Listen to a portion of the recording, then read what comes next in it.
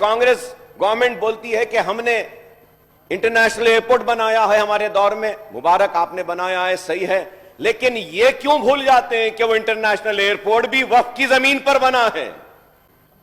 Sir, going further ahead with some few more minority issues, sir, Honorable Speaker, sir, through you, I request the state government to provide more powers to Telangana Waqf Board in the form of giving it a judicial powers, क्योंकि औकाफी जायदादें तबाह हो रही हैं और कोई पुरसाने हाल नहीं है, और ये एक लॉन्ग पेंडिंग डिमांड है AIMIM का कि जुडिशियल पावर्स अगर आप वक्फ बोर्ड को देंगे तो उसके जरिए हम औकाफी जायदादों की हिफाजत कर सकते हैं, क्योंकि औकाफी जायदादें तबाह हो रही हैं। वक्फ board is fighting, Honorable Speaker, sir, almost 4,000 cases in various courts and waqf tribunals, sir, and most of the cases, sir, इसमें वक्फ बोर्ड जो लड़ रहा है गवर्नमेंट के खिलाफ लड़ रहा है। तो इसके लिए मैं बार बार, sir, almost for the last 25 years I've been screaming, shouting about the protection of waqf property, sir. One thing which is required and needed is that, sir, कि हम एक रेवेन्यू ऑफिशियल, रेवेन्यू मिनिस्टर साहब, वक्फ board के officials एक meeting कर सकते हैं, sir, meeting कर देख सकते हैं, पता कर सकते हैं कि कौन से गवर्नमेंट लैंड्स है, क्यों गवर्नमेंट लैंड्स है, और ये क्यों वक्फ बोर्ड अपनी लैंड बोल रही है। We can reach to some settlement at least. The confusion can finish, sir. ये चीज नहीं हो रही है, तो मैं उम्मीद करता हूं कि आप इस पर भी गौर करेंगे, सर। जैसे कि आप जानते हैं, श्रीधर बाबू साहब भी जानते हैं, वो मेरे साथ ऐवान में थे बरस, और वो सुने हैं कि मणिकोंडा जागीर के बारे में। मणिकोंडा जागीर के लिए जब TRS हुकूमत में नहीं थी, तेलंगाना के लिए एजिटेशन कर रही थी, तो मणिकोंडा वक्फ की जमीन है कहकर मेरे साथ मुकदमा लड़ी, और लड़ने के बाद में हाई कोर्ट में जीते। मैं भी था उसमें, और TRS पार्टी भी थी, और तेलंगाना बना। तेलंगाना बनने के बाद तेलंगाना के इख्तिदार पर TRS आई, सुप्रीम कोर्ट में केस गया, और वो TRS जिसने मणिकोंडा के लिए वक्फ की जमीन है कहकर मुकदमा लड़ी, वही TRS गवर्नमेंट सुप्रीम कोर्ट में यह कहकर लड़ी कि नहीं, ये गवर्नमेंट लैंड है।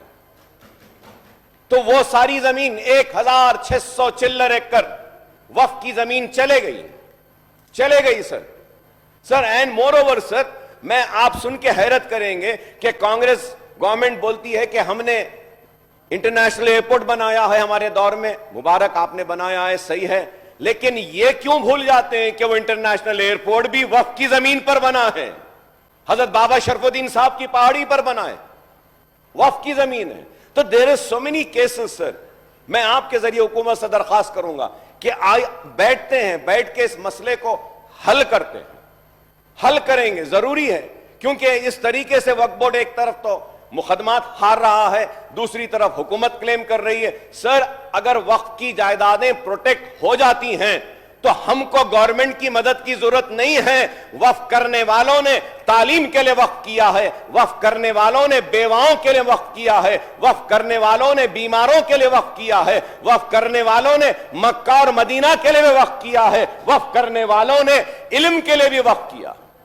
तो मैं आपके जरिए हुकूमत से दरखास्त करूंगा कि 20 साल से अकबर ओवैसी यहां खड़ा है, चीख रहा है, चिल्ला रहा है, औकाफी जायदादें, तो प्लीज इसको प्रोटेक्ट करिए।